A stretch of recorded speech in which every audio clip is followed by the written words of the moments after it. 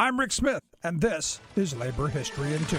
On this day in labor history, the year was 1980. That was the day 4,000 strikers and their supporters gathered for the March for Dignity and Respect in Laurel, Mississippi. Over 200 mostly black women members of the International Chemical Workers Union Local 882 had been on strike against Sanderson Farms chicken processing plant for 15 months. Trade unionists from as far away as Cincinnati, Memphis, and North Carolina came to march in support. Sanderson Farms had cleared $58 million in profit, but paid workers just $3 an hour. The women demanded a contract that included more control over assembly line speed, overtime pay, and insurance. They complained of desperately low wages, inhumane working conditions, and even the inability to use the bathroom when necessary. Workers were given only gloves and an apron once a month, and a file to sharpen their often dull and rusty scissors and knives. They often referred to the processing plant as the plantation, where sexual harassment was rampant.